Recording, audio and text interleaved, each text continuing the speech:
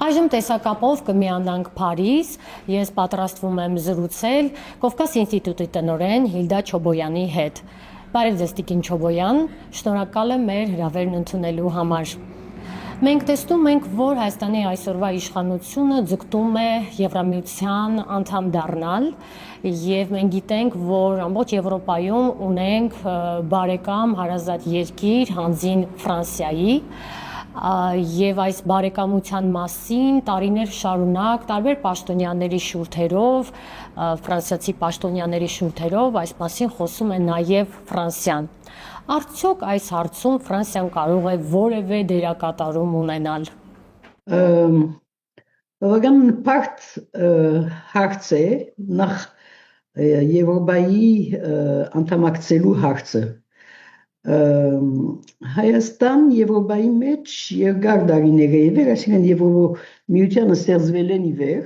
եւ ավելի ճիշտ է եվրոպական համայնքի ստեղծվել են ի վեր, Հայաստան միշտ նկատված է նախ որպես այդ օրերուն Սովետական միության եւ հետո Ռուսաստանի ոլորտի մաս կազմող երկիր եւ հետագային անկախութենեն ետք այս գործընթացները օրինակ Եվրոխորհրդի մասնակցելու, Եվրոխորհրդի մաս կազմելու ամբողջ գործընթացը այսպես զուգահեռաբար գնաց Ադրբեջանի հետ համատեղ։ Այսինքն Հայաստան Եվրոպայի մեջ եւ դա այս մեկը գշարունակվի դակավին գտիդվի որպես դարաձաշրջանի մաս կազմող երկիր, այսինքն առանցին ոչ մեկ գործընթաց գոյություն չի ունեցած եւ չի կարող ունենալ եվրոպացիներու աչքին միայն Հայաստանի համար։ Հետևաբար, եթե Եվրոպայի մեջ պիտի մտնեն երկիրներ տարածաշրջանեն, բոլոր երկիրները միադեղ պետք է նկատի առնվին եւ արդեն Եվրոմիության ստեղծած այդ հարևանության ծրագիրը նկատի առած է եւ Հայաստանը որպես հարավային Կովկասի երկիր եւ ոչ թե առանցին երկիր։ Հետևաբար Հայաստանի կողմէ այս մղումը Եվրոպայի մաս կազմելու գրնա, այսինքն բան ունենալ, դրամապանություն ունի, որովհետեւ անշուշտ որ Հայաստանի ժողովուրդը պիտի ուզե Եվրոպայի այսպես փառքավաճ եւ ասենք մարդկային իրավունքներու հանդեպ ուրեմն հարկանք եւ բան բարդացրող իրականությունը բարդացրող դարաձաշրջան պիտի ուզե ժողովուրդը մաս կազմել եւ այդ մեկը շատ հասկանալի է, բայց քաղաքականորեն իմ կարծիքով Հայաստան չի գնար Եվրոպայի մաս կազմել, եթե այսպես մեծ տեկտոնիկ նոր բաներ գոյություն չունենան, փոփոխություններ չունենան միջազգային հարաբերություններու մեջ։ Այսօր այդ իրավիճակեն շատ հեռու կգտնվենք եւ նույնիսկ եթե եվրոպացիներ Ֆրանսիայի մեջ քաղաքական դասը ողջունե Հայաստանի կողմէ առնված քայլերը, այսինքն խոսույթի առումով իրականության մեջ բաներ չկան, այնինքն մեծ քայլեր գոյություն չունին, բայց խոսույթի առումով ժողովրդի եւ գամ չեմ գիտեր իշխող կուսակցության դրամատուրգությունները եւ այլն գողջունեն, այո, բայց ասենք յետին լուրջ գործընթաց գոյություն չունի ըստիս։ Իսկ ընդհանրապես, արդյոք կարող է Ֆրանսիան աջակցել Հայաստանին, որ Եվրամիության անդամ դառնա, որևէ գործիք, գործոն այստեղ տեսնում եք։ Ես հատուկ շահարկություն չեմ տեսներ, եթե անշուշտ որ գործընթացը սկսի կգնա Ֆրանսիան օգնել,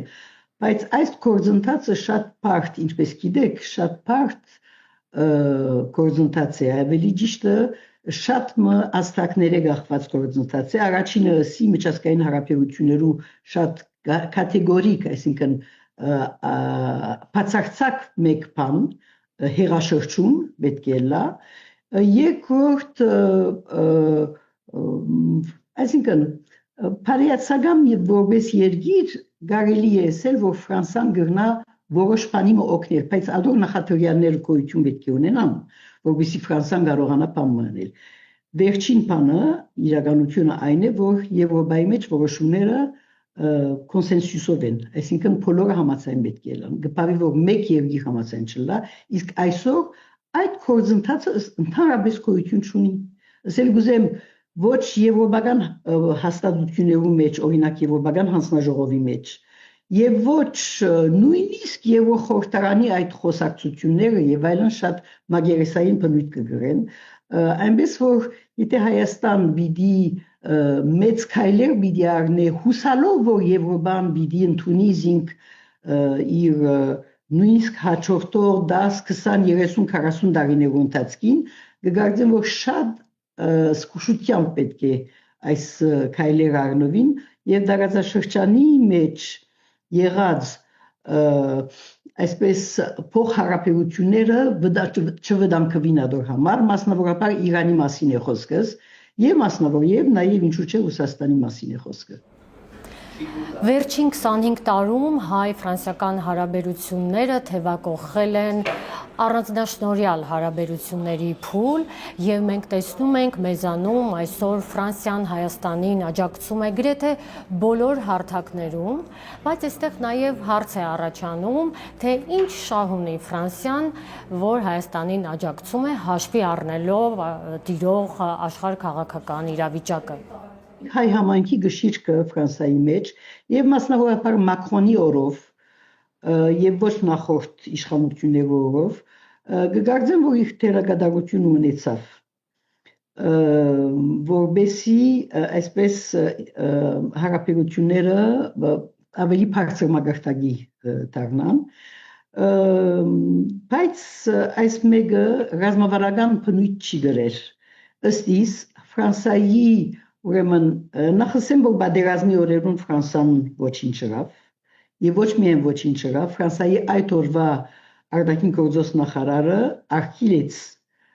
խորհրդարանի անդամներուն որովհետեւ Արցախը չճանաչեն այսինքն որովհետեւ Արցախի ճանաչումը արգելագեց խորհրդարանի մեջ եւ բادرազմեն յետք է որ մեկ կողմը հայ համայնքի եւ մյուս կողմը հանրային գարձիկի այսպես գշիրքի դակ Ֆրանսիան որոշ չափով իր հարաբերությունների մագարտակը բարձրացուց Հայաստանի հետ ասեմ որ այս սկացական գեցվածքը Ֆրանսիայի հանդեպ մասնավորապես Հայաստանի ժողովրդի մեջ վնասակար է անշուշտ որ ժողովուրդը ինքսի գրնա ուրիշ ժողովուրդը սիրել կամ ընդհանրապես այսինքն համագրանք կարելի է ունենալ բայց այս մեկը նաև քաղաքական կորձոնի կվերածվի դերմը եւ այդ քաղաքական կորձոնը պետք է օգուտ բերե Հայաստանին եւ ոչ միայն Ֆրանսիային այդ առումով պետք է շարժի որովհետեւ բարեկամ երկիր գոյություն չունի բարեկամ բեդություն գոյություն չունի կան շահեր ինչպես ասիկ Եվ այս մեկը առաջնահերթ պետք է լա մարդոց մտայնության մեջ, որովհետև Ֆրանսիայի, այսինքն հայության հանդեպ Ֆրանսիայի մեջ հadouk բան գոյություն չունի, համագրանք կա, որովհետև հայերը լավ քաղաքացիներ եղած են եւ այդ պատկերացումը դարածված է Ֆրանսիայի մեջ։ Բայց նույն ադեն Հայաստանի մեջ կգարձեմ ժողովուրդը Եվ անոնք, որոնք կգարձեն, որ Ֆրանսիան այսպես բացառիկ մեկ հայամետ երկիր է եւ այլն, նախ կհիմնվին վերջին ամիսներու վերջին մի քանի տարիներու վրա եւ նախորդ տարիները չեն գիտեր։ Նախորդ չեմ խոսի 30-ական 40-ական թվականներու հագահայ դրամատուրգությունները Ֆրանսիայի մեջ, չեմ այդ մասին, չեմ խոսի 50-ական, 60-ական, 70-ական թվականներու անդարբերության մասին հայության հանդեպ, չեմ խոսիր նույնիսկ եւ Թուրքիա անդամակցության ժամանակ հայ համայնքը եւ Եվրոպայի հայ համայնքներու հետ պայքարած է Թուրքիա անդամակցության թեմ եւ Ֆրանսա Թուրքիա անդամակցության գոհնագից եղած է եւ հայա, չսեմ հայադիաց անշուշտ այդպես չէ Բայց այդ նախնդրած է Թուրքիայի հետ իր հարաբերություններու որակը քան օրինակ ցեղասպանություն ճանչնալ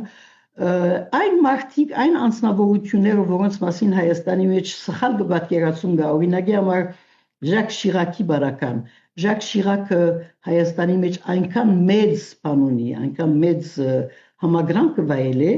բայց Ժակ Շիրակը երկար տարիներ Թուրքիո կողմնակից եղած է եւ ոչ հայամետ եւ երբեք հայությունը նկատի չի արած։ Վերջին տարիներուն որոշ բաներ փոխվեցան, մասնավորապես աշխատանքներու որոշ քաղաքական դիպանակետական աշխատանքներու պատճառով Ֆրանսայի մեջ իր գեցվածքը որոշ չափով այսպես բարեկամական բան ստեղծվեցավ, գեցվածքը ստեղծվեցավ հայերու հետ, Հայաստանի հետ մասնավորապես, բայց այս բոլորը շատ բարձամիտ մոտեցումներ են, բարեկամ երկիր չի նշանակեր երկրիմը այս բարակային Ֆրանսայի հիմնական եւ ռազմավարական շահերը,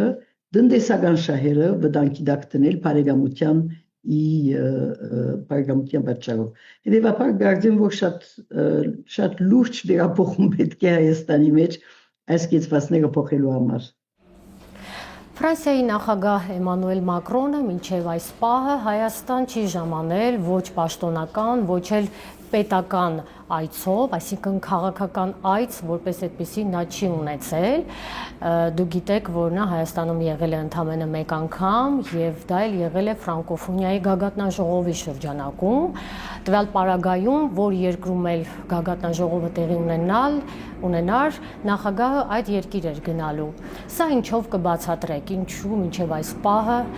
նախագահ Մակրոնը Հայաստան չի այցելել։ Սա պարզապես նշանակում է, որ Հայաստան կարևոր երկիր չէ Ֆրանսիայի համար։ Սա կնշանակի, որ ինչպես քիչ առաջացի, հայ համայնքի գշիրքն է, որ այսպես գմռե Ֆրանսիայի իշխանությունները դեպի որոշ չափի գործունեություն, որոշ չափի համագործակցություն Հայաստանի հետ։ Բայց այս բանի մեջ, այս գործողություններու մեջ դեսնել այսպես ռազմավարական մեծ շահեր եւ այլն, փաստը ծեր նշած իրողությունն է։ Մակրոն շատ համագրելի քաղաքական թեմք մնե, շատ համագրելի նախագահ մնե, բայց համագրելիությունը չափ եւ սահման ունի եւ ադորտիմաց կան ուրիշ շահեր, տնտեսական շահերը օրինակի համար։ Այսօր կտեսնենք, որ Ֆրանսիայի Բաքվի մեջ տեսփանը այցելած է Շուշի եւ Պերցոր եւ այլն, եւ ադրբեջանցիների համար շատ համագրելի հայտարարություններ եղած է, ինչ որ կնշանակի, որ Ֆրանսիայի արտաքին նախարարությունը կվերադառնա իր նախկին դիրքորոշման թրքամետ Ադրբեջանի հետ գործառույթներ նոր, տնտեսական գործառույթներ նոր եւ այլն եւ այնպես որ Հայաստան պետք է իր այս մրապեն պետք է արթնա, Հայաստանի ժողովուրդը եւս պետք է արթնանա եւ հասկանա թե ինչ է քաղաքականություն։ Երկու սրբազանների կալանավորումից հետո, երբ Նիկոլ Փաշինյանն ու Էմանուել Մակրոնը հեռախոսազրույց ունեցան, նախագահ Մակրոնը Նիկոլ Փաշինյանի քայլերը սատարող հրապարակում արեց իր սոցիալական ցանցերի էջերում, որն էլ իր հերթին Հայաստանում քննադատությունների մեծ ալիք բարձրացրեց, սրան ինչպեսի բացատրություն կտաք։ Նույն բանն է, նույն դրամապանության շարունակությունն է, Մակրոն չէ, որ իր Հայաստանի մեջ արտահայտություն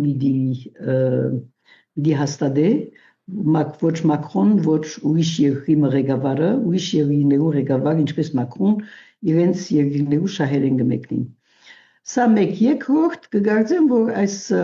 գրականության թեմ բայկարի մեջ ֆրանսացիներ, օրինակ, որոնք շատ ավելի բան ունին, պատմության մեջ իրենց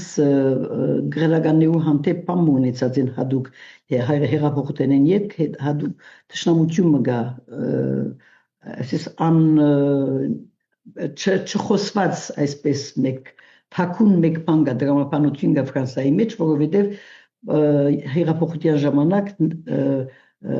նաև հեղափոխություն եղած է բանի թեմ, գրականության իշխանության թեմ։ Հայաստանի մեջ այդպես չէ։ Հայաստանի պատմության մեջ, հայության պատմության մեջ գրականությունը ժողովրդի գողքին եղած է, նույնիսկ եթե բարականներ եղած են, ուր գրականները նաև թավաջանած են եւ այլն եւ այլն։ Բայց եկեղեցին որպես հաստատություն հայության պատմության համար, մեր մշակույթի համար եւ մեր ինքնության համար կարծեմ որ որոշ բան ունի, որոշ թերագադարություն ունեցած է եւ հարցը ներկայացնել ֆրանսացիներուն որպես գրականության այսպես հայտակումներու թեմ բայկար եւ այլն գրնա բադահիլ որ Ֆրանսայի մեջ ուրիշ ընկալում ունենան նույնիսկ ֆրանսահայեր որոնք ուրիշ բաներդերյակ չեն ասել գուզեմ մեր պատմության մեջ եկեղեցվո գեթոնական դերի մասին այսպես գիտակցություն չունին անոնք նույնպես կգնան Երևանայել եւ գսել կգարձեն որ հեղափոխության դարիներուն ինչ որ բադահեցավ գրականության հետ կգարձեն որ նույն բանն է որ կբադայի Հայաստանի մեջ ոչ բոլորովին նույնը չէ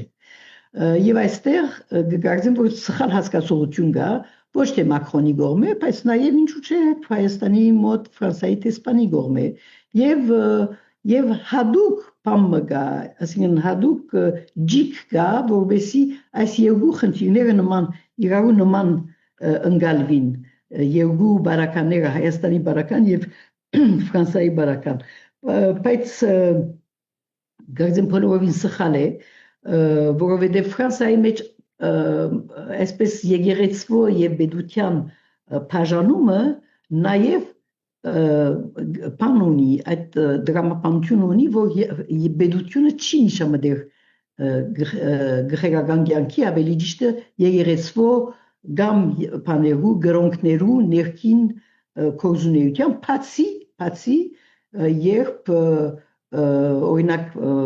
իսլամական բաներու բարակային եթե այդտեղ կպատրաստվին հապեկչություն անել այսպես բեդության թեմ, Ֆրանսիայի բեդության թեմ եւ հագա բեդական կորզունեություն, հագա բեդական ոչ հագա գարավարական եւ այլն կորզունեություն։ Այնպես որ ֆրանսական լաիսիզմը շատ սխալ հասկացված է այս բարակային, եթե կմտածեն որ երկուքի միջև զուգահեռներ կան։